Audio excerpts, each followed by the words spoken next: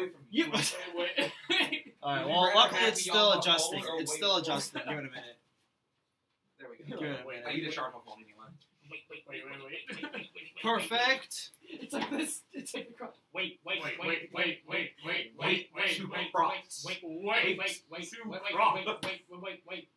to cross. Edgar. Wait to cross. Garden. Yo, Wait. All right. Live stream is on, and are you ready, gentlemen? I was gonna say. No, probably. Cross. Is there even? Here we go. Is there even music playing? No. I turned it off. Here we go. Okay. All right. Are Here we just going go. In Yeah, 5, Oh. 4, 3, 2, 1. Hello, ladies and gentlemen. It's the CineManiacs here on your station, your voice, the Galaxy Radio. It's Wednesday night. You know what time it is. Time for our second episode for the 2007-2018 season, entitled Action is Our Middle Name. Before we get into the show tonight, let's meet who we have. I'm Brendan. I'm Levi. I'm Steven. I'm Irvin. Let's get down to business here on the CineManiacs. All right, guys, how are we doing? I'm doing good. That's I'm good. a little hungry. I'm tired. I'm a mix of both. I'm tired and hungry. Yeah. That's the worst combination. All right. Well, I'm doing just fantastic. So I'm glad to know you guys are doing. But all right. So like we said today, this is our second episode of the 2017-2018 season. 2017. You keep saying 2007. You just said 17. First time I heard 7. Okay. He just Mumbles said are back 17. again. Okay. Anyway. But all right, yeah. So we got a great show for you guys tonight. It's going to be continuing our summer movie marathon that we started last week, and now we're going to kind of try to finish that up as we get to the new movies coming out this weekend, such as The Kingsman, The Golden Circle. I almost said The Secret Circle for some odd reason. Secret Service was the first one. That's right. Yeah. That's why.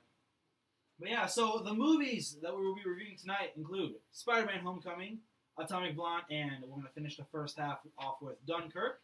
And then for our second half, we're going to have Valerian, and if time follows, we'll have Alien Covenant, but that leads up to the marquee of the night, which is Mother. With an exclamation point, right, Levi? Yes. There you go. Awesome. Perfect. We're doing good so far. We're doing good so far. There you go. But all right. So before we start tonight's episode with Spider-Man: Homecoming, I just want to bring a little bit of attention about some of the things that are happening around Webster right now, and basically all of St. Louis too. These include the protests that are happening about the Stockley case. We're not going to reflect too much on that right here on the radio station. We just want to let you know that, the Galaxy Radio is a great platform where if you have something you want to say about any opinions you have, this is a great place to do it, as long as you are respectful and all that stuff. So, really, that's the cool thing with the Galaxy Radio. But also, there were a lot of the protests. It was yesterday. There was the big march happening around campus and all that stuff. Here at CineManiacs, we try to love everyone. We treat everyone equal. We're not taking sides of anyone. We're trying to make sure when we come here tonight, every Wednesday night, we just try to review movies and have the best one. But we are aware of what's happening in the world around us. So, we respect all opinions, whatever you have. And if you're ever interested in doing anything, saying your opinions or anything like that, to share with the world, the Galaxy is a great platform to do that. There's actually a great show. I'm not sure if it's on this semester. It was with Robbie and it was Zoe. Yeah, it was the Conversation. That was the show that talked about that kind of stuff. So you got shows like that, but Yeah, they were. I know they were at the protest yesterday because I went to. So they both were there along with There were as you probably saw. There were lots of people there which were supporting the cause, which is great to see. Yeah, I first I was like, oh no, what's happening? And I realized it was all Webster. I'm like, oh okay, cool. Webster, people are participating in this stuff. So that's pretty. It was only just people from Webster. Yeah. There was no one else really that at least I don't think so. I saw you there for a little bit too, Steve, just a little bit. Yeah, I ended up getting there a little not a little bit late, a little lot late, more so near the end of it. But I went, and then when I got there, there was already my friends were still there because they were there from start to finish. So I just went there, stayed with them, and all stuff show how I support the cause and just see them and like talk to them about their thoughts about everything. So Absolutely. Awesome. Yeah. So that's just a little bit about that. But now we'll go ahead and talk a little bit more about the show. So let's talk a little bit more about the new changes to the show still. The first one is, of course, the live stream. Hopefully it's fixed by now on YouTube. I've been double checking it as the night progresses and even before we started the show. So it should be on a good signal and all that stuff. You can go and view our live stream. It's not on Facebook anymore. You can go on Facebook to get to our YouTube channel if you still aren't aware of that. But also, if you go to our Facebook page and scroll down to the previous live stream we had, you can also take you to the Facebook or YouTube channel as well. And you can see maneuver everything over there too. So that's pretty cool. So yeah, live streaming on YouTube is more and more becoming effective on our show. In terms of social media platforms, we are getting the hang of that too. We're still kind of trying to figure things out, but we'll get those up soon as well. Just our other things instead of just posting on Facebook. And then finally, on website communication, our website we're still, like I said, we're still under development and getting that taken care of. We're trying to get it done by this week that we can have everything ready. And you guys can take a look at the website we have here. We'll be posting that stuff on our Facebook page as well. That's kind of where we post our main stuff. So yeah, those are our changes. We'll talk a bit more about those at the end. Without further ado, gentlemen, let's do what we do best and review some movies. All right. So the first one, Spider-Man: Homecoming, that came out this summer, starring the awesome new actor to play Spider-Man, Tom Holland. Yeah. So go ahead and who would like to take a little summary of the movie? Just a little bit about that. Do you want me to do it? You like Marvel? You like comic books? Yeah, superheroes are everything, man. You go ahead. Go for it. So, Spider-Man: Homecoming is the third incarnation of the character of Spider-Man. Luckily, this one is not an origin story. It takes place almost directly after Captain America's Civil War. But we get sort of a flashback in the first couple minutes of just after the first Avengers. We get to see Michael Keaton's character, Michael Keaton plays the Vulture, the villain in the movie. And we get to see sort of his background, his motive for why he does the things that he does. And then we're immediately thrown into the high school life of Peter Parker. And we get to see him struggle with his new suit that was given to him by Tony Stark in Captain America's Civil War. We get to see him wanting to be an Avenger, wanting to take on the big, high-profile stuff, but needing to listen to his mentor, Tony Stark's sort of guidelines. Tony Stark tells him to keep a low profile.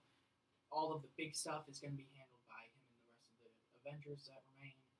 And then the Vulture shows up, and Spider-Man has to deal with that, deal with being a high schooler, and that's just about it for the general rundown. So it kind of feels like the original Spider-Man kind of feel, where like you see the villain, then you have the high school life of Peter Parker, and then it switches back to Well, that's like every Spider-Man. That's what I was gonna say. Yeah. However, if we're going to jump right into reviews, I think this one does the best job of the high school stuff. Yeah. He, from the moment that we see his high school, it feels like high school. It doesn't feel like the original Sam Raimi Spider-Man where everyone's like in their 20s, but they're trying to act like they're in high school. Yeah. Like, Andrew Garfield did a little bit better of a job, but you're still like, dude, you look like 23. Yeah. Yeah. I was held back a few years. But no, everyone in this one felt like they belonged in high school. Yeah. I don't know who wants to go first with reviews because I'm probably going to say a lot. Let's just go down the line. Well, Levi, I want to hear. You want to go a little bit out right now? I mean, you've only got 2 movies this whole night that you're. Do you want me to? So do you want me to just tear it apart? Just go down. Not tear it apart, but sort of like deconstruct it. You know, let's use the terminology. Deconstruct it. Okay, the biggest problem that I have with this movie, it's not really a problem with the movie. It's just I'm sick of Spider-Man. I really am. I like this movie. I really do. But I'm so sick of seeing Spider-Man. It's been 15 years. We were talking about this last night. It's been 15 years, and we've had 3 Spider-Man. And we've had 6 Spider-Man movies. It's got to stop. Yeah. I really do like this movie. But right now, because of all of the times we've seen Spider-Man and seen him in so many different ways, I liked how he was in Civil War. I'm sick of seeing movies just focusing on Spider-Man. Yeah. He is one of those superheroes where you see a lot of him, and like you just learn more. Like they just try to get like more actors into the suit, but it's more like they're not like more original ideas. They're just kind of like the same like kind of thing over and over again. It's just a different villain. Right. It's almost the same concept. It's like Iron Man. Okay, they had Iron Man, then they had Iron Man 2, then they had the Avengers, then they had Iron Man 3, and they're like, okay, this is a lot of Iron Man. We gotta stop. We just gotta keep him for like the Avengers and the important movies. Right. Spider-Man, it just feels like they're just milking it, man. They just keep dishing them out, and I'm like, just stop. Yeah. I mean, with Stop Batman, it. yeah, Get some help. with Batman, we had the Dark Knight trilogy. We have Batman v Superman. We're gonna have Justice League. He was shoehorned into Suicide Squad, but I mean, like, I don't know. I still don't feel like it's as bad as Spider-Man. I've seen this story before. Okay, I need to get off this. Okay. I need to talk about the good stuff. All right. The good stuff. Tom Holland. He did an amazing job as Peter Parker, as Spider-Man, all of that. He also looks younger than you. Yeah, he actually looks like he belongs in high school. Yeah. Michael Keaton was my favorite part of this whole movie. Really? Michael Keaton played an amazing villain. I really cared about his motives. I really liked what they did with him. He had his comedic moments, but he was overall more serious. It wasn't like Ultron where you're like, oh man, he's going to be so serious. And then he's just cracking jokes every like 30 seconds. With Vulture, you're like, oh, Michael Keaton's playing him. You expect a few quips, and you do get a few quips, but overall, anytime he was on screen with Spider-Man, I got a little bit tense. Especially near the end. There is a scene near the end of the movie that it's super tense, and I'm just like,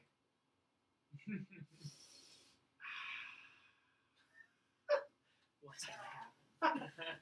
I'm like, I know what's gonna happen, but Brendan's eye just went like out of his socket and like into the because it was a really good scene. It's really motivational. I feel like, especially near the end, that was really good, and that was a real like good side to see of Spider-Man. Because every time you see Spider-Man, like in Spider-Man 2, you get the scene with the train where he's trying to like stop the train, but he's always like confident in himself. Right. He always believes in himself. There's a scene near the end of the movie, and I'm just like, dude, if I was in your position, I'd be acting the same way. He sort of just has like, he has a breakdown in the middle of this big thing that's happening, and he just has a breakdown. And he has to like take a few moments, calm himself down, and then get back up. And I'm just like, you know what? That was really good. It was really good. I was like, how did they... I don't know what I'm trying to say. I don't know what I'm trying to say. But it was just, it was really good to see that with a superhero. It's not often that we see superheroes be like, wow, I'm in a horrible situation and I need help. But he has that moment because you have to remember, he's only like 15 years old and he's taken on this big role. People are looking up to him. And it's just like, it's very human, I guess. There were a couple things I got a little bit irritated at with this movie. I kind of got sick of everyone thinking Aunt May was hot. Well, that was just said. That was just a statement that was made in Civil War that just never died. Yeah, but they just But then it was they kept also a doing it run-on throughout joke. the whole movie. Yeah. Really? Yeah, they Yeah. did. I mean, I'm like, yeah, Marissa Tomei is a pretty attractive woman, but I don't think that I mean, like, we need to keep talking about how hot she is. I mean, like in the first like few jokes they make about it, it's funny. Yeah. Yeah, like But the then first one, like with Tony Stark saying, "Hey, what are you wearing?" Yeah. And it's like, Yeah. that's something Tony Stark would say. Yeah, because Tony But Stark then, is- like, she gets a free meal at a Chinese restaurant because she's hot. Yeah. Oh yeah, I forgot And I'm like, wait, what?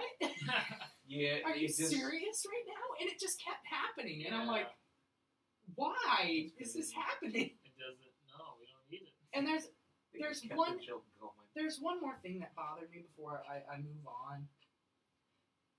They hyped Zendaya up way too much Yeah. for this. They're like, oh, Zendaya's playing this original character. She's going to be really cool. I'm like, oh, sweet. Yeah. She's going to be an original character. It's going to be really cool. She's going to play an important part. She's in it for like 10 or 11 minutes. Mahershala Ali. That's it. Like, and most of it, it's just background. Yeah. Like, it's just her like, you see her at the party. You see her in detention. It's just like cameos, almost. Yeah. It's like she's in the movie, but she's not in the movie. Like, I wouldn't have cared if, like, she played an important role in, like, because I really loved Peter's best friend, Ned. Yeah. He did an I can't remember the actor's name, but he did an amazing job. Isn't he he's not the guy from Modern Family, is he? No. Okay. But no, he was really funny, and he felt real. Like, yeah, if I found out one of my friends was a superhero, I'd be asking him, dude, so, like, how do you do this? How do you do this? What's this like? Have you met him? Have you met her? That's how I would be acting, because I'm like, dude, my best friend's a superhero. And, like, it just felt, I really liked it. But with Zendaya, I thought they were going to do that. I thought it was kind of going to be like Mary Jane from the original ones, or even Gwen, like, but not have her be a love interest. Yeah. Like, have her be there to help him.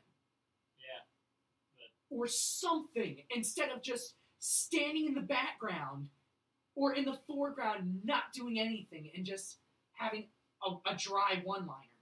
Yeah. Well, honestly, what I think is, I feel like they just wanted to give Ned like his time in this movie, They could have given him his time, though. and I feel like they did.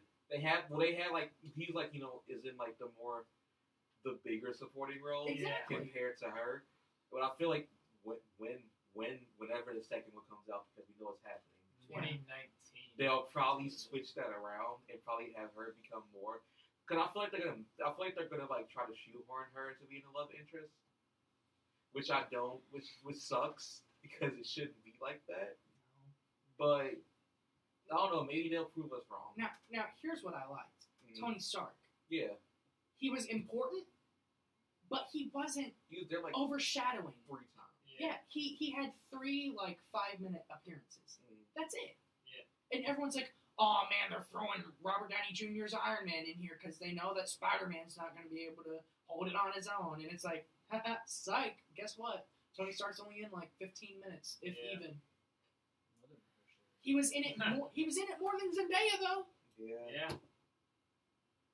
Okay, I'm done. What did I say? It sounds like it's sometimes it's a very well-rounded movie, but at some point it's like, I'm really conflicted with this movie. Are you? I really like it, but there are things I really hate about it. Can you tell me one thing? Can you what was your mindset heading into this film? Heading into this movie, I was like, it's going to be another Spider-Man movie, but I'm going to like it. I went in thinking, I'm going to like it. It's going to be decent. Okay. It was decent. Mm-hmm. I enjoyed it, but I wasn't blown away by it. Right. I've seen it 5 other times, and there were just things that bothered me. Like, I really love Tom Holland, and I really love Michael Keaton in this movie. And I really love Ned. But the whole, like, shoehorning Zendaya in and hyping her up, the Aunt May jokes, even some of the action felt kind of bland to me. You know? Yeah. Like, I expect really, like, big things from Spider-Man. The ending was really good. I liked the ending. I don't know if it's because like they were trying to still show that even though he's Spider-Man, like underneath he's still a high school boy. I really and so liked he's the high behaving school and he's trying to figure out being Spider-Man as a high school boy. So how would you react? You're a high school boy underneath a superhero, so like you're not fully ready like huge action sequences like Iron Man and all that. You're still trying to figure it out. I guess that's I think that's what it was. Like that's what I think it was. Like he's not ready for big action sequences yet. He's still but he trying took to on figure. half the Avengers. I know, but he's still. And what all did he do with that? He stole Cap's shield, and then he He fought. got some good licks on Cap. He did, and but then He took down Giant Man. Yeah, but that was it basically. I know. It sounds to me like what you guys were saying about this movie. It's like it had the ability to go somewhere, but then they like pulled it back. Like no. You want it to be awesome? Well, not just yet. Sorry, we gotta pull it. You know what I'm saying? Like pull it back more, and then like what you get is like this thing that's like, oh man, that could have been awesome, but it wasn't. I will say, I officially think that the Vulture is one of my favorite MCU villains. I was gonna say like. I really do. Yeah. I mean, like, who else do we have? Loki. That's memorable. I really like You Vulture. can't forget the elf from Thor: The Dark World. He's the best. I can't even remember his name. I don't even remember Just- the villain from Thor: The Dark World. I really don't. I was gonna say like it because I was always looking forward to seeing the Vulture in a Spider-Man movie, and I've never seen him until now they have him in this one. So I'm like, that's great. They finally got another villain that's not. They're finally expanding on Spider-Man's rogue gallery other than, like, Green Goblin Green Goblin. and like Venom and stuff. Yeah. What? I'll talk about that. Okay. Well, shall we Yeah, we get into ratings? I haven't was even- gonna say You- they have I it haven't on. talked Yeah. about it. Yeah. I thought you guys were doing I was it the whole gonna say, time. No, they've just been inputting on mine. Yeah. My apologies then. I liked Spider-Man: Homecoming. Did it blow my skirt up? No. I like the way he says, did it blow me away? No. Did it blow my skirt up? No. Not even close. No, it did not blow me away. It was good. It was entertaining. I agree, out of all the Spider-Man movies, it was the most realistic as far as him being in high school and acting like a high schooler. Because in the Spider-Man movies, it's in the Amazing Spider-Man and the regular Spider-Man ones. It's like the first movie they were in high school and then they graduated. Yeah, and let's just continue on with the series. And it's like, but no. And so The whole thing about Spider-Man. Yeah. He's a kid. I know. And then, so I liked that. I agree. I am tired of Spider-Man. I'm drained out on Spider-Man. It's been 6 movies. Yeah. I know, it's been 6 movies. How many years? It's 15. 15 years, yeah. 15 years, 6 movies, 3 different Spider-Men. I mean, I'm a little drained. I'm a little tired. So we need to, give it a break. I've never seen anything be rebooted this fast. James Bond, but, James Bond's a different guy and it's a different plot. It's a different story. You can do that. Spider-Man, you know. But, I liked that they didn't show Uncle Ben dying. Yeah.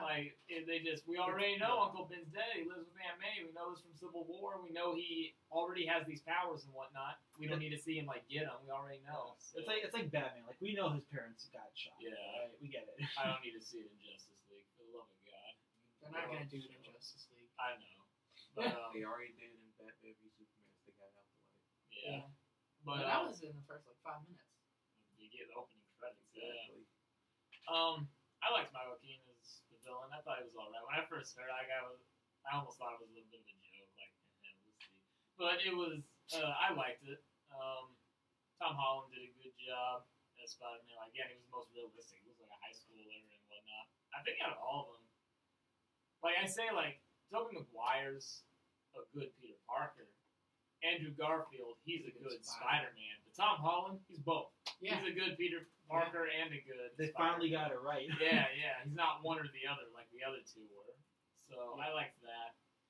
It was just entertaining overall. They made another joke. Another So you can say an anatomical joke. crude joke. And like they did with Guardians of the Galaxy Volume 2. And it's I don't know what Marvel's deal is this year. The only one they haven't done it to is Logan. We'll wait and see what happens with Thor Ragnarok. We'll see, but yeah. They made another. It was funny too, because when me and my brothers went and saw Spider-Man: Homecoming, because I had told they hadn't seen Guardians of the Galaxy Volume 2, but I told them about the joke in it, and so I was like, "All right, guys." And then my little brother, me and him went and saw Wonder Woman together, and it wasn't like a crew joke; it was more of an innuendo, but still.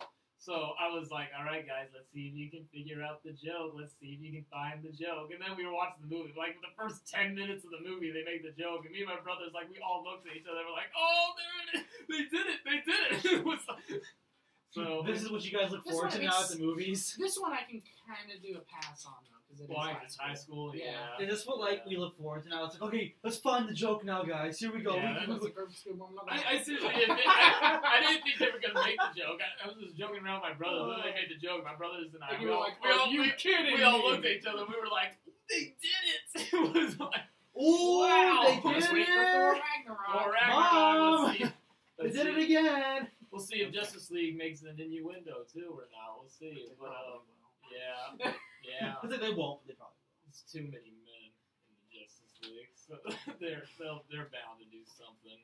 But I liked it overall. I thought it was good. Like Marvel's just Marvel, like their own take on it. So yeah, I thought it was entertaining. What's up, Steven? Yeah, so your turn. Your turn. Yeah, wait, that's all. Like, Oh, you did. I'll like get I ready. was like, yeah, I'll get ready to push it over to me. You don't got to raise your hand here. We're all good. So, contrary to both of you, I really enjoyed the movie. It's been 15 years, 6 Spider-Man movies, but like Levi said, Tom Holland did a very good job at being both Spider-Man and Peter Parker, which is one of the things I really enjoy because I know it's gonna be action and all that stuff. At that point I don't really care about how the action's gonna be. I'm more so inclined to see how the personal life, how he deals with everything is gonna be, in which he dealt with it as we would all think a high schooler would deal with something of that much caliber of just I basically have fought against the same people who have saved the world twice, and I can't do. I want to be like them, but I can't. It's because of the fact of just I'm in school. They don't think I'm ready for it yet, so I have to prove them that I'm ready, which of course doesn't go too well at first. Yeah. But eventually, when Tony just doesn't even think of him as worthy anymore, he goes about and just really makes Tony change his mind. It just shows him I can do this without your help. I can do this on my own if I try and have enough time to myself to do all of that. And he did it, and he showed Tony what he can do, which is the one thing that really did surprise him. And surprisingly, he was I'm surprised he did all of it without anyone's help. Yeah. So, but I also really enjoyed Michael Keaton's character. It was very, very entertaining. We don't really, as we all said before, we don't really see much out of Spider-Man's rogue gallery of all his villains. We've only seen Green Goblin, mostly Sandman, Venom, Electro Lizard, and Doc Ock. Yeah. You've seen all of them. I mean, they're slowly getting out there. It's not moving fast enough. Yeah. I feel like everyone's always Green Goblin. I mean, yeah, for the first 2 movies, the first 2 incarnations of Spider-Man, they stuck to his main set of rogue villains of Green Goblin, Doc Ock, Electro, Lizard, Sandman. Lizard, I don't know. I could give them a pass on Lizard because Lizard's kind of out there. Yeah. He's kind of out there with that rogue gallery of villains, but Venom. Yeah. I have so many problems with Spider-Man 3. It's unbelievable. Yeah. Venom's my biggest problem because I'm a person. I love Spider-Man, and the first villain that I really got into in comics in general was Venom because I saw Spider-Man 3. So I ended up doing my own research and then just slowly seeing how bad Venom was in Spider-Man 3 compared to how awesome he is everywhere else. Yep. And it's just I want a good Venom. I want a very good. I want a Venom. I was gonna say how you're. And I'm excited. Tom Hardy being Venom is something that I'm excited for. I just need to see an actual non-fake trailer about it first. Yeah. Before I put it Same in. too. I felt bad about sharing that one trailer. I was like, That oh, comes it's out real. next year. It's real. That's It's not when There are real. no trailers out I for know. it. But that's when it's scheduled for release, is next year. It's still in pre-production, too. That's why I'm like, it's really coming out next year. Honestly, I don't think it should be a movie. I feel like it should be I feel like it could be a better off Like as a Netflix series. films? Yeah, like a Like series. Netflix or something. series? Yeah. Yes, because like it could show him, the symbiote, and Eddie trying to bond and get along together. Yeah. Because it's consistently a fight between both of them, but then eventually, at some points, Eddie will gain control completely over it. Yeah. And other times, Venom will get control over it. Yeah. And it'll be interesting to like slowly see the dynamic between both of them, like that turning point of where Eddie would lose control and have Venom take over, and then he would see as like, I can't let that happen again because someone will like actually like get hurt or most likely killed. Yeah. If I do that again, I didn't think it would be a lot better to be like the Netflix series rather than it just be a movie. But I think they're just so stuck on having like Spider-Man as just movies and not like series unless they're animated series. Yeah. They don't want to take away from that like what they know. Yeah. They don't want to start a series about anything else. They just want to do movies. To just like have like 90 minutes and cut it off at that point. But back to actual Spider-Man Homecoming. Michael Keaton was fantastic. Like I was saying, we don't see much of Vulture in general. So seeing the Vulture at that point, even though he wasn't as he is in the comics, Yeah. but he was still a great villain at He that was point. very compelling. He was a very compelling, just like very charismatic, and the exact same scene you were talking about near the end was just, that was just very intense. Yeah. But I love the movie. I love Tim Holland, Michael Keaton, Ned. I also enjoyed the slight cameo that Donald Glover made in the movie. Oh yeah. Because that was, I'm like, I don't think if Brendan didn't mention it to me over the summer, You wouldn't I have. wouldn't have Yeah, I wouldn't have caught that slight reference that he that was made Yeah, into it. he's a very important character in the comics, but people don't realize that. Yeah, but I don't think they're ever going to touch on that honestly until like much later. Well, they're making an animated movie. Is That he comes gonna out be? next year. Is he going to be in it? Yeah, he's voicing. Oh, Yeah. okay. So okay, that makes a little bit more sense. But yeah, that was a nice touch. Cause I mean, like it was a very nice touch. Like I wanted to talk about it, but I can't. Yeah. I don't want to have a last week. Yeah. Yeah. We can't have another one of Yeah. those. But An accident. yeah, like this movie was good. I enjoyed it a lot. Probably like my favorite thing was probably the end credit sequence for some because it's just very weird and very good. Yeah. It's just like I don't know, just like one of those. Just I can't even describe it. It's just I don't know. It's something that you wouldn't see in a comic credit sequence like that. Yeah. But yeah, and I'm also excited for more stuff to happen with more people that got introduced in the end credit scene. I'm excited for that to happen. But yeah, I'm done. So we can get to ratings now. So yeah, what do we rate out of 10? Spider-Man: Homecoming. I've been jumping back and forth between two ratings. I thought he was like a 2, like No. I was like, what? I was like, whoa. No, I've been jumping back and forth between two different So ratings. it's that bad, huh? Worse than Assassin's Creed. Honestly, I'm just gonna give you both of them because depending on my mood, it could be either of them. Alright. I'm giving Spider-Man: Homecoming a 6.8 to a 7. Oh, That was a bit lower than I thought it would be. All right. But I mean, like I said, it was decent. Yeah, Like like Levi said, it was entertaining, but I wasn't well. I give Spider-Man Homecoming, and I didn't mention this before. I forgot to mention that Spider-Man Homecoming it's my third favorite of all the Spider-Man movies we've had of the six. It's probably because I like Spider-Man 2 is always number one, and then the first Amazing Spider-Man, yeah, and then this one, Spider-Man Homecoming. So my third favorite Spider-Man movie so far, but I give Spider-Man Homecoming either 7.2, 7.3. What I give It's a it. little bit higher than yours. Yeah. I know, I'm surprised. I'm surprised now too. I'm like, oh my god, what's happening? Yeah, tables have turned. I give Spider-Man a 7.5.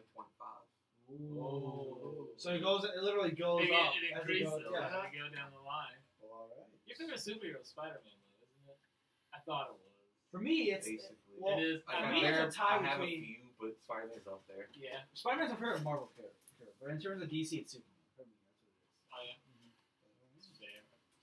But all right. Alright. So that was our review of Spider-Man: Homecoming.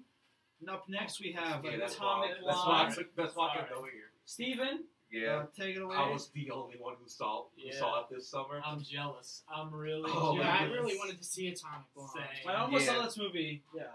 Why didn't you?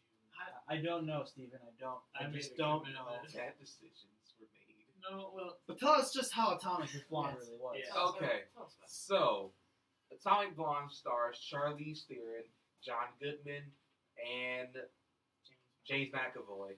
I keep forgetting his name for some reason. I don't know why. But it stars three of them, and it stars Charlize Theron's character, who is a spy for the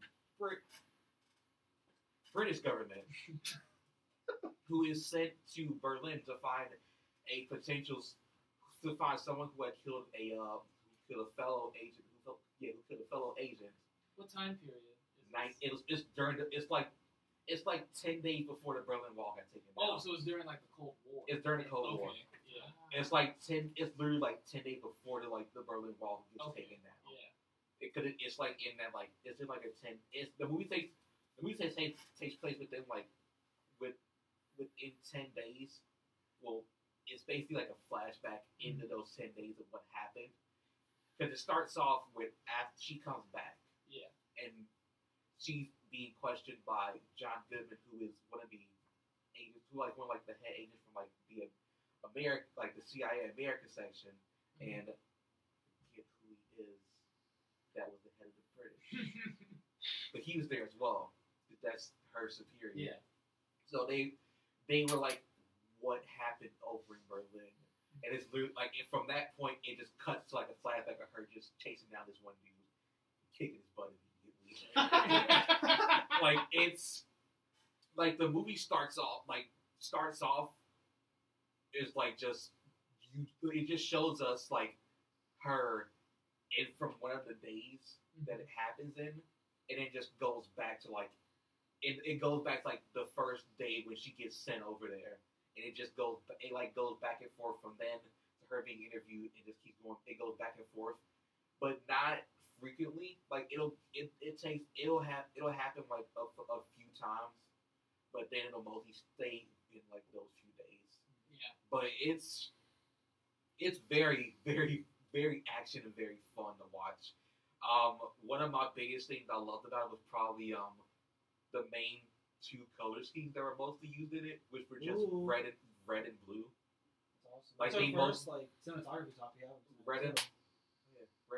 Red and blue, which are my two favorite colors. But the fact of they would use them whenever she was just trying to put the pieces together. Yeah, I was gonna say because I'm seeing the commercials and whatnot. It's It's a lot of blue. a lot of blue. Too, yeah. Yeah. It's red and blue, but it's mostly blue, and the blue is used so well. It's usually blue for downtime or whatever. Her just put pieces together, and then when it's night and there's some important dialogue or something happening, it's usually red, or it's a mix between both. It'll gradually go towards both, which I really enjoy because I don't talk about cinematography that much. Yeah. But color schemes and that is just really really enjoy seeing it. Yeah. Also, one of the things that I really enjoyed was the music fit fantastically into this film. You talking about the soundtrack or like the score? Soundtrack, both. Soundtrack? It's a mix of both. Okay. Mostly, I'm going toward the soundtrack. Because the soundtrack was literally music from the 80s from both America and Rush, like so America and Russian, and from music like some like stuff that was like in Russia like they had they had NWA, they had a lot of songs from the 90s and like the 80s in like that transition, and it all was just very like well placed. It is really good, and so that's like the stuff that I liked about it. And then there's also Charlize Theron's character is just very, very just awesome, just straight up badass. She's just like, because they just like when she gets as she's getting closer and closer, I want to say KGB. There we go. They like the spots from Russia. Yeah. Like are slowly coming after her, and it's just and like every fight sequence is just like really intense, but also at the same time just they were amazing. So like it would just and then like it'll mostly have like the soundtrack we usually play, but other times it would just stay silent because she would usually just like try to trap him out one by one. And most of the fight scenes in the movie were pretty much like just quiet. You would only hear them fighting, and literally that's it. Like there's one intense scene that's near the end that's just nothing except her talking with a person that she had one of the people that she had to go find. Is them talking for a little bit, and then a fight immediately starts on a stairwell in a building, and it goes from like that stairwell to like 4 different rooms with like so many other people that are like trying to out to kill her. And it's a very intense and very awesome fight sequence. That's just, I was just like, wow, it's really good. It looks like the fights were like steady, like the camera wasn't shaking at all. Which is what it didn't shake at all. I was gonna say it was very steady. Like Atomic Blonde, when I first saw like the trailers for it, like a lot of them, I was like, she's the female John Wick. That's what I was gonna. That's all. Yeah. Oh, you're not wrong. Does that mean you're not wrong at all? Except she mostly is unarmed, rather than John Wick has a gun. Oh yeah. Yeah, but she's basically female John Wick, and it's great. Also, I really enjoyed James McAvoy. Yes, James. I keep forgetting. James McAvoy. Good job, Brendan. You're doing your part. James McAvoy character he plays another British agent who was been in Berlin for a while.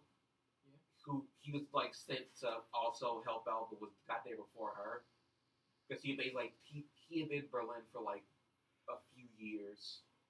So when she gets there they need to go find his character's name.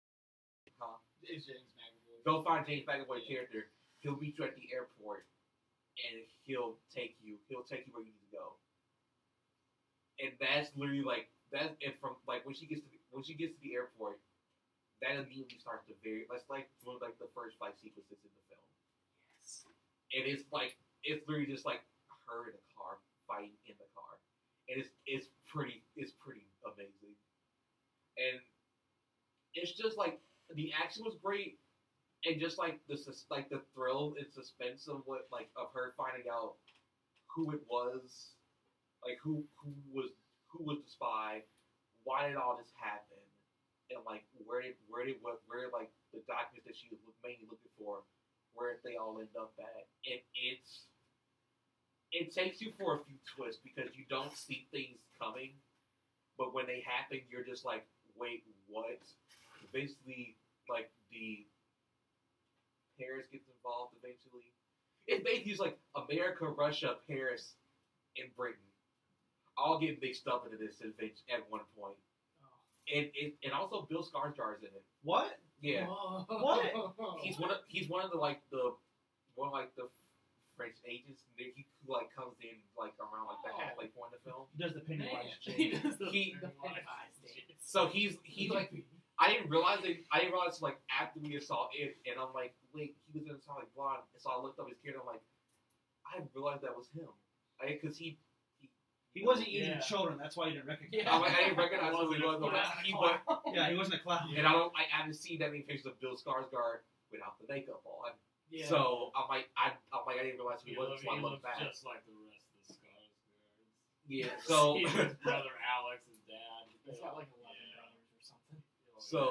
So yeah, like he wasn't in there that long, but he was a pretty alright character. He was mostly like a background when he came in. Mhm. But my two favorites were definitely like Charlize Theron and James McAvoy because their chemistry is very interesting because they start off with like Charlize Theron immediately doesn't trust him at all. Yeah. Because that she's literally told right before she goes there, don't trust anybody. So it's mostly like the whole time it's like they have like their characters both have like some banter between both of them, like just between both of them because he's trying to get her to trust him because he's basically just like, I'm not a bad guy, like I'm trying to help you out, And she's just like, what? at least try to put some sort of trust in me, but she's just like, I can't and I don't want to at the same time.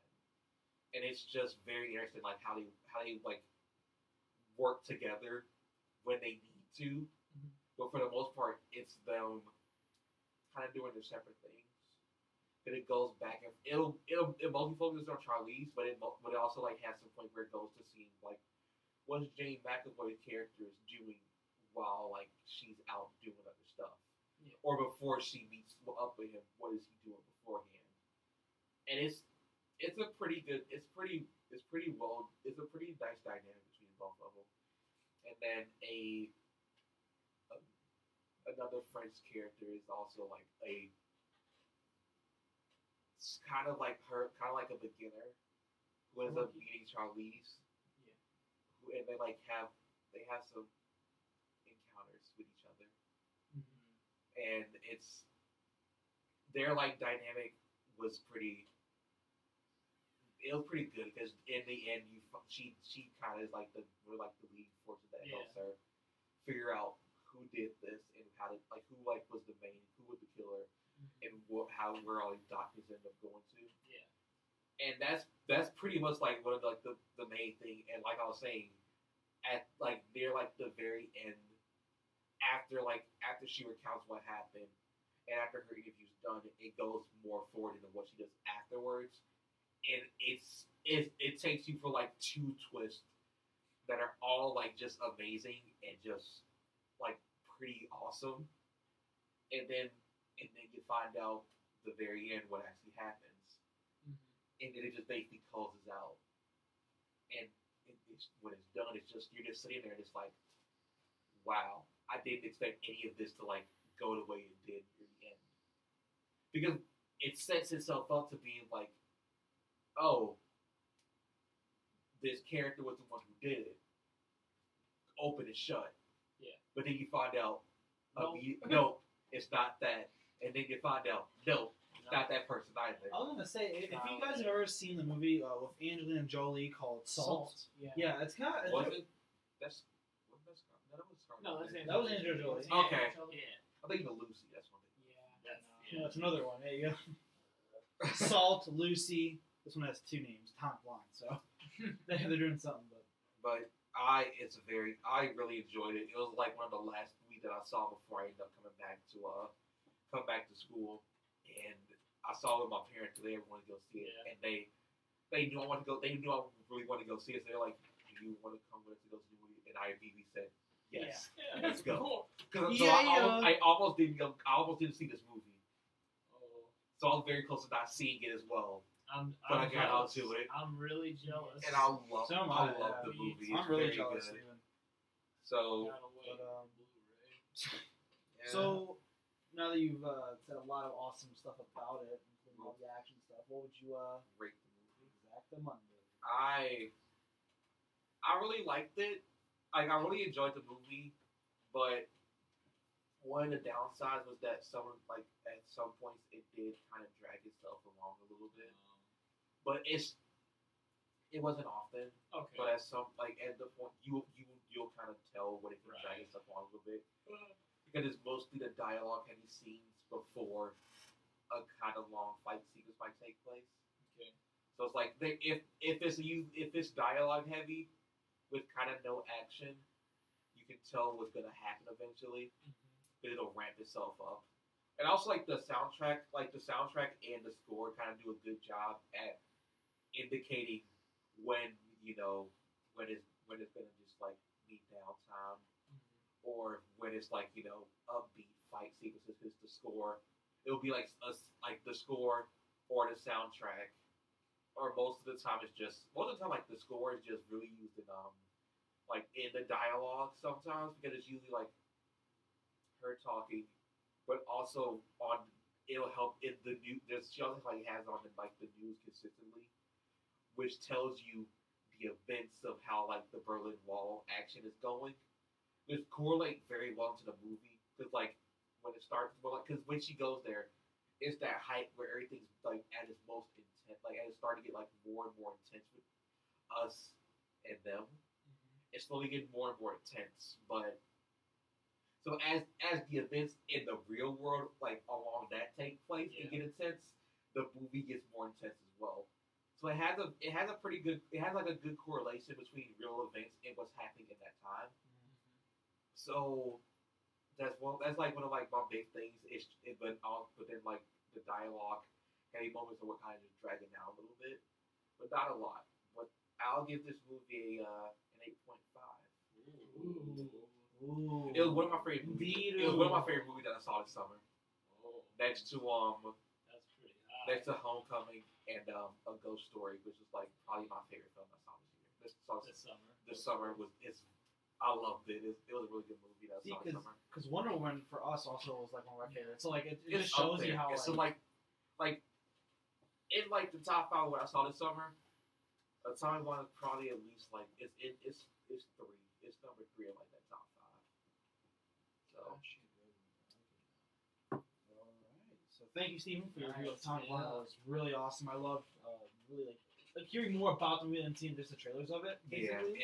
It's the trailers set you up to see because it shows you just some of the fight scenes and you just see these these are going to be pretty intense, and then you watch the movie and very statistically are in the trailers. That's awesome. So we'll go ahead and move on to our final movie review of the first half, which is Dunkirk. Normally, I would like to explain the plot of this one, but I'm going to go to the guy who's seen it in IMAX 3 times, Mr. Levi Gonochinsky. Are you sure? I have a. Well, I was gonna say I was gonna say you want to give the summary about it first. Okay. And then get into it. All right. Interject. Okay. Cool. So just the summary of the plot of it. Yeah, and then you can. All right. Start talking about it. So Dunkirk it's not an event that Americans know too well. It's more British because when it happens is May 26th to June 4th, 1940. So America's not even in the war yet. It's still Britain and the French and the Allies and whatnot.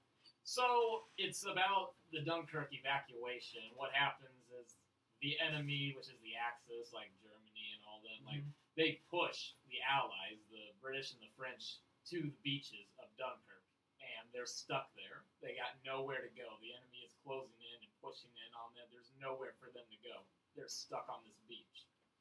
And Dunkirk, it tells 3 different stories, 1 on land, 2 at sea, and 3 in the air. And they take place over different variations of time. The land story, because what Christopher Nolan did was he told the 3 different stories in correlation with how long the Dunkirk evacuation lasted for these young men, for these people. So the land story, it's 1 week long, because that's how long it lasted. They were on that beach for a week. The sea takes place over 1 day. It was 1 day for those fishermen, those weekend sailors, to go out there. And then the air, it takes place over 1 hour. They were in the air for 1 hour during that whole day. And, of course, what happens is, it's a common theme with Christopher Nolan, as we've seen in his movies, manipulation of time with Inception and Interstellar.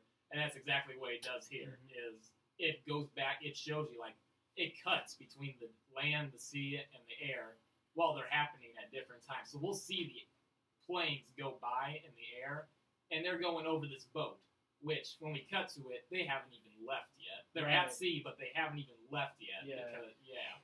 And then with land, like, it cuts to, we're still on, like, day 1, day 2 of the week. We haven't even gone out to sea yet. We haven't even put the planes in the air for the day. So it cuts back and forth between the 3 stories. And, of course, like, during the climax of the movie, the climatic part, all our characters meet up with each other. They intertwine, and all our characters are together at the climax of the movie. So that's how it builds up. The movie builds up, so that way all the characters, they're all together when we get to the end of the Dunkirk evacuation at the end of that day. So yeah, it's a really. I mean, I don't know. Want to do this. Well, I was gonna say, like, I think it's very interesting, like, because for me, like, watching Christopher Nolan film and like, always, like, he makes you think a lot, which is what I really love about Christopher Nolan. He makes you constantly, like, the whole time I watch him, it's like, oh wait, what's going on over there? What's going on over here? Like 7 different things are happening, but all at the same time you're watching the screen. And the one thing that, like, I appreciate about, like, his films is, like, you can hear that ticking noise the whole time the film is going on, right? And I'm thinking to myself, like, it's, like, getting to me. I'm like, just go crazy, and, eventually, like, it's ticking so much. But, like, the ticking, you can see, like, sometimes it ticks slower for, like, the slower sequences, like, in the air, whereas if it, like, in the boat, when you're, like, in the submarine, or they shoot, like, they're shooting at them, it ticks faster and faster and faster. So, like, the suspense really builds up. And then at one point, there's like, one scene towards the end where it just stops. Yeah. For, like, a brief, I'm just like, oh my god, there's silence in this film. Yeah. And then it, like, picks up a little bit back in. So, like, the way he does, like, he, like, gets inside your brain, like, really, like, tries to get you to, like, be uncomfortable, and, like, gets you to, like, be in the film. So that was, I mean, that's one thing I always, like, noticed, the taking notice of the entire film. This was different for Nolan. It wasn't like the comic books of the Dark Knight trilogy, and, like, his sci-fi movies he does with them being, like, thrillers and whatnot. This is, like, classic Nolan. This was like a war. This was based on true events, but the way he did it, the way he decided to tell it, because of how long the events of Dunkirk lasted for certain people at land, sea, and air, he did it that way so he can still manipulate time. Like you said, it's a different thing. It's actual history and not, Batman, but it has Christopher Nolan written all over it. You can just tell, like, the way he, like, wanted everything to move. And I think one thing especially, the opening sequence, right, when you, like, see the posters fly out of the sky, and it's very silent. And I was, like, checking my phone, making sure it was off, and you hear the gunshot for the first time. Yeah, and I'm like, oh my god, like, what's happening? And that's how he gets your attention. You're like, okay, wait, now war is started, and, like, they're moving in through. And the one thing I appreciate about this movie, and just, like, what Christopher Nolan does in general, is he really knows how to use IMAX to its full potential. Yes, he does. He really knows how to use it. And that's why, like, I normally don't go and see too many IMAX 2D movies. I really don't. But Christopher Nolan is, like, the only exception. His movies are, like, the only movies I always go and try and see in IMAX. And in other movies, like, it depends on what it is. Like, we saw Logan. I'm looking forward to Blade Runner 2049. That's awesome. So it just depends on the movie. But Christopher Nolan, always, I make it an intent to go see it in IMAX. And this film, I saw it 3 times in IMAX. I wasn't expecting to see it those 2 other times. I really wasn't. Because what I did was I went and saw it the first time and was expecting, like, just enjoy the movie, watch it. Right. And it was everything I was hoping for it to be. Like, it was good. And then I went the second time to, like, pay attention to technical stuff for the movie. And then I went the third time because I wanted to pay attention to, like, characters and story and whatnot. So I tried to, like, divvy it up and focus my attention from one aspect to the other. But the things we do for the show, go back and see it 3 times. Me and my youngest brother, he went with me twice. He loved the movie too, and he was looking forward to it probably more than I was. And so when it saw it, it was just, I'm never going to be able to watch this movie ever again. Yeah, same. I would not be able to watch it. Like, even when it comes out on Blu-ray and whatnot, it's not going to be the same as it was watching it in IMAX. And the thing for me is, you guys know this, that I'm not, when it comes to loud movies and, like, loud, like, a sound effects and Yeah, gunshots. we know. Yeah. You I can't seriously, handle 'em. yeah, because it really Yeah. just like it gets, I guess I have sensitive hearing or whatever. But for this movie, like like the first gunshot, I'm like, oh man, it's gonna be too loud. I'm like, yeah, it's sort of down, and then the movie's going on and on and on, and the music is building up. You always hear like that one like bass note like vroom, like in the background as like more stuff is being piled on the screen. Like you just hear it like getting faster and faster. And at one point, I said to myself like, okay, wait. Like now I'm like fully like the planes that like whizzed by. Like they were so loud. I know, like engines when they're on the roaring. land, the first Yeah. plane that came. Me and my brother were like, "Oh my god!" It's like actually here. It's that loud. How bad that was. Yeah. You felt like I actually felt like I know was there. the way the theater Yeah. was, like it rattled and Yeah. whatnot. In the it was just pure. It was. Christopher Nolan, like he makes you think you're actually on like the island on the beach, and then he makes you think you're in the air or like on the boat. Like he makes you think all those using the sounds around you. And that's the thing I like too about because it was like this film was filmed with IMAX cameras. Yeah. Like 75% of the movie was filmed with IMAX cameras. They rented them the equipment for them to use, and that's what I love is when movies come out in IMAX or IMAX 3D, and the movie was filmed with actually IMAX cameras. Yeah. That's what makes it like the full IMAX experience and the sound and everything. But I have a lot. Do you want to continue? I was just gonna say. I'm gonna try and keep my rap. Oh, you're fine. Try and keep You're good, it- you're I good. just yeah. I was just gonna say I really loved also like Christopher Nolan. I remember the first time I watched Interstellar. I was just like, okay, like cause I was like one of my first like true Christopher Nolan films until like Inception came along. I was like, okay, I'm seeing what he's trying to do, but at the same time, like it was like I was losing him. I'm like, okay, what is he trying? What story are you trying to tell? Where in this one, I saw there were 3 of them, and I was like, okay, so there's 3 separate plots about how they're gonna work, and then. Like as it all like started to blend together, like slowly until the evacuation of Dunkirk happened, I was like, okay, I see what he's taking us. He's taking us over here, but it's gonna lead around to come back again. Where the plane also like they're going in the sky, but they're gonna come back around to the beach and fly over again and help them out. So the way he deconstructs the movie, the plot lines, and then puts them back together, and then deconstructs them again and puts it back together again. Like he does it like many times in the film, and when you can do that multiple times in a movie and still get the audience to like know what happened, that's when I think you've achieved like a great script and storyline in that movie. Like that was like the best thing. I was like, this is like amazing. Like they did that. But what else we want to say? I was gonna say like the one thing too is Hans Zimmer's score. That was the best. Is yes, amazing. Yes, it was. It's just it drives the film. It really does. That's the driving force of the entire movie is his score. And like Christopher Nolan said it in interviews before, where what he does is before they like continue editing or before they start like doing any further with the production, Hans Zimmer will write the score and play it for Nolan, and Nolan will continue to film the movie or like write the movie based off The score. his score because that's what's driving it. The entire movie is being driven by that score, and it was just his score was just fantastic. It was perfect in every way because like. It's the classical, like the Christopher Nolan with like the blaring. It's what right? made the movie was that score. It's what kept driving it. But like I remember at one point, like the beginning of the movie again. I'm just gonna jump back to the mole. Like you hear like as the planes are coming, you hear like the roaring bass of the the old bass like happening. It gets louder and louder. And throughout the entire film, you hear that like in the background, just that bass note like happening all the time. And that's like the pulse kind of the movie, like making sure you're paying attention while it gets louder and louder. But yeah, like Hans Zimmer. Christopher Nolan, Hans Zimmer, like those are like it's like Steven Spielberg and John Williams, right? You can't like have a better team. Yeah, you gotta have that composing and that directing team. They work together. But I was cinematography was excellent as well. It was very because like again I know we're going back to the beginning of the movie. Like all the shots at the beginning of the movie, like when it's a good scene. I'm telling you. when the lead character Tommy, when he's running, like how wide it is when he's running.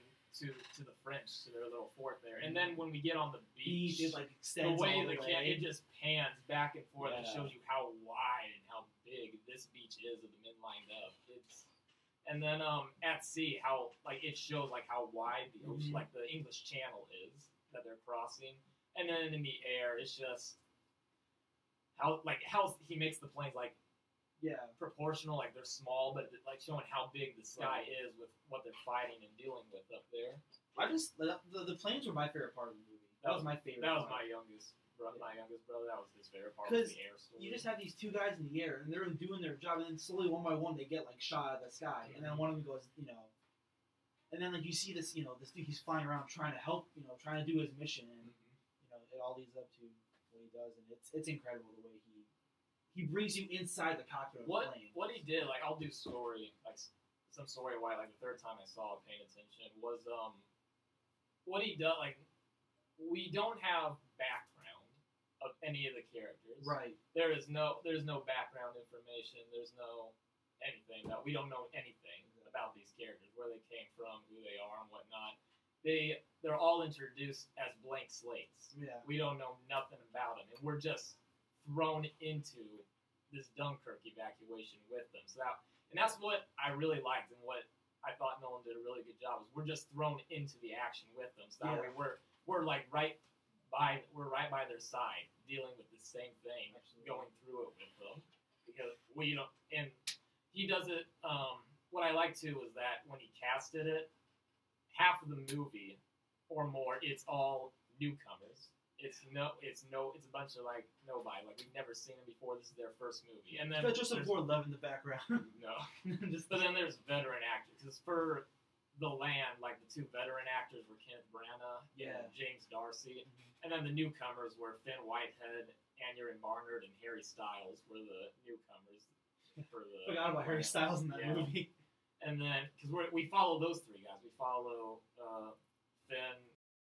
We follow the three of them on land, and then at sea it's just Mark Rylance, and then when we pick up Kelly and Murphy at sea, and then the newcomers their characters' names are Peter and George, Tommy McCartney, and Barry. Right. We follow them at the sea, and then in the air there's three planes. There were one of them.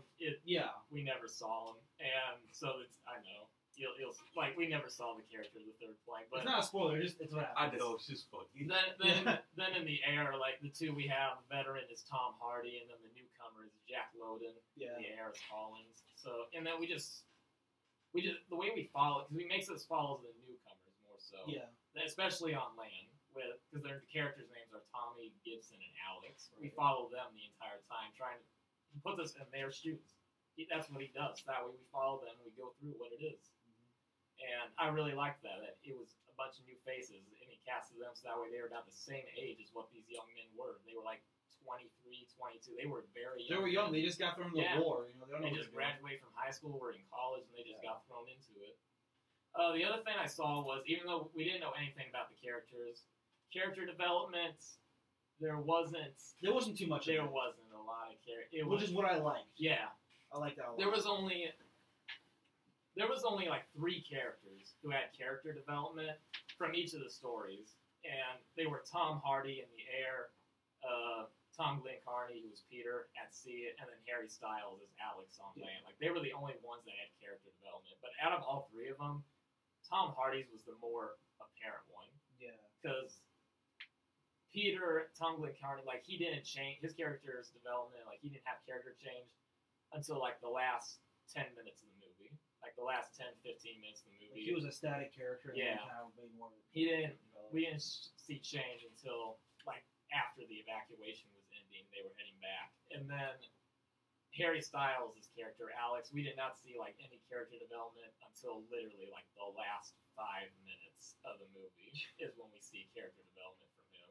But Tom Hardy, it's made very apparent. He was my like halfway through the movie because when everybody sees the movie, like you'll see like it's not like big character development. It's like very cliche. Like you knew what he was gonna do, right. But at the same time, it is character development. It's the most apparent one of what he does. He makes like a moral decision and whatnot. But so yeah, I think it was I mean, that's what I like. You're getting close to these characters, but you're not getting too attached to them, and you can keep focusing on the story, which is what Christopher Nolan wants you to do. He's like, here are these characters. They're important, but the story itself of Dunkirk, let's not forget about that. That's what we're all here for.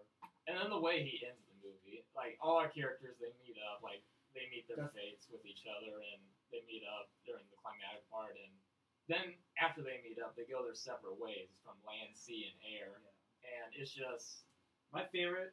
Go ahead. I was gonna say like the scene that I almost cried in the film, because I was like, it was emotional for at one point. It was the when they're like, "Who is it?" And he looks over and it's like all these boats. He goes, "It's home." I'm just like, and then the score, I'm like, "Oh, it's so beautiful." The music was perfect. I was about to cry. I was like, "Okay, hold back the tears." It's okay. Like, I didn't cry, but I was getting a little teary. The first time I saw the movie, I was getting a little, like, I didn't cry, but I was just a little tearied up during the end of the movie. And then I didn't cry or get teared up the second or third time I saw it. But I'm right there with you. I agree. It was one of those moments, man. Yeah. And then the last thing I'll say, and then we'll move on. I know we gotta go, but we'll get our ratings. the last thing I'll say is, like, even though when he manipulates time and they come together, when you think about it, because the land is 1 week, the sea is 1 day, and the air is 1 hour. The sea actually feels like one whole day. Like, it's every time we go to the sea, it's long. It feels like a whole day. The air, it is 1 hour, and when you think about it, like, after you watch the whole movie and you think about everything that Collins and Tom Hardy, like Jack Lowden and Tom Hardy go through in the air, if you think about it, like, the air is really fast. The story is really cool. Even though the movie's an hour and 45 minutes.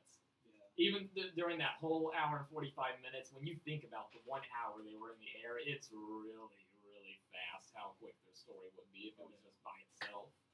And then the land, like, it doesn't show, like, this is day 1, day 2, day 3. Like, it slows down in the middle to show that the days are passing by and that they're going on. Like, we see, like, the beginning of the land story, it's like 2 days that we pay attention to, and then the end of the land story is like another 2 days we pay attention to.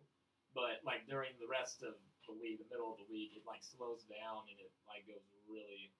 It just slows down. You can tell, like, time is passing by within the 1 week. I was gonna say before I get to my final statement, he made 3 separate movies in one movie, 3 different plots. Because you can watch, like, the air, the mole, and the sea all in different, all by themselves, and be like, wow, look at that movie, like, look how that turned out. But it's all together. That's one thing me and my brothers argue about all the time. Like, that's what Christopher Nolan is good at. Yeah. Is he is good with complex and multiple plot lines. That is what he is good at. And because me and my brothers, like, we talk about, like, debate whether it's the complex and multiple plot lines or if it's like psychological thrillers. And because, like, with the Dark Knight trilogy, it's not really psychological, and if it is, it's the Dark Knight, the second one, because the Joker would be the reason why it would be psychological. Inception is psychological. I myself, I don't view it as that, though, just because, like, the first hour is, like, they're showing you and teaching you everything about the dream world, and then the second hour is when they actually go and perform Inception, which is psychological, the second hour, because of everything that goes through. Interstellar, it's more sci-fi. I wouldn't say it's psychological. It's sci-fi more so than it is psychological. I haven't seen Memento. I haven't seen Insomnia. Probably won't see Insomnia. I've seen it. I've seen it. Okay. I'll check it out. It kind of drags a little bit, but it's pretty. The Prestige is it is. I really like it. Yeah, the Prestige. Would you count the Prestige psychological?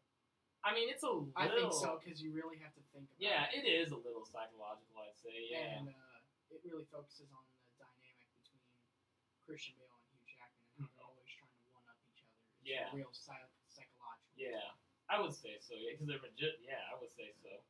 But because this, like, Dunkirk wasn't. I wouldn't say it's not psychological. It's not psychological. It's not. It's that's the one thing with Christopher Nolan, though, with all of his movies, is the Dark Knight trilogy, Memento, Interstellar, Inception, The Prestige, Dunkirk, is he's good at multiple plot lines, complex plot lines, and putting them together. That's what Christopher Nolan is good at. I mean, I guess, like, one final comment about Dunkirk, I'm sure you'll agree with me, is that we give a review of it now, but words truly cannot describe how this IMAX experience and watching Dunkirk in it. It's just one of those things that you have to go see. Like, what we said is good, but it doesn't do the film justice. It's one of those things we have to sit down and let the film. You have to get yourself immersed into the film, the environment, and just, like, let it take you away. And then when you're at the end of the film, you'll say what I said. Incredible. And that's the word you get, and then you just leave. Yeah, that's the one thing I said. I was like, I have nothing else to say to this one. I cannot. It's too was much, like Dunkirk was my favorite movie this summer. It was way out. This was my favorite movie this summer, and then my favorite movie going experience ever has been Star Wars: The Force Awakens. Oh, yeah? The first time I saw it in IMAX 3D, its opening night. That was my favorite. That's been by far my favorite movie-going experience ever. It's also been my favorite IMAX 3D viewing. But as far as my favorite IMAX 2D, Dunkirk. I was gonna say both Dunkirk's my favorite IMAX Inception 2D. and Dunkirk were amazing. It was. So, it was great. Levi, what would you give Dunkirk out of 10? I rate Dunkirk an 8.6. Oh, that's high for you. It is. I thought about it long and hard. Each of the 3 times I went and saw it and was thinking about it even after. I was like, yeah, 8.6. That's what I give Dunkirk. Urban? Originally, I was going to give Dunkirk, and I was like, this is, it's an 8.8 movie. But I would love to give it a 9.3 because, like I said, just incredible. Yeah. No words can describe this movie. It was very good. I think this is the first time you haven't freaked out when someone giving the movie a I'm 9 sorry. rating. Hey, it really- wasn't a perfect 10, all right? I That's really enjoyed this movie. It was a good one. It It was one of the good ones. All right, so that does it for first half. We're going to go ahead and take a small break here and get ourselves recomposed for the second half. We're talking about Valerian and then our marquee of the night, which is Mother. So go ahead, stick around. You're listening to your station, your voice, the Galaxy Radio, the CineManiacs will be right back.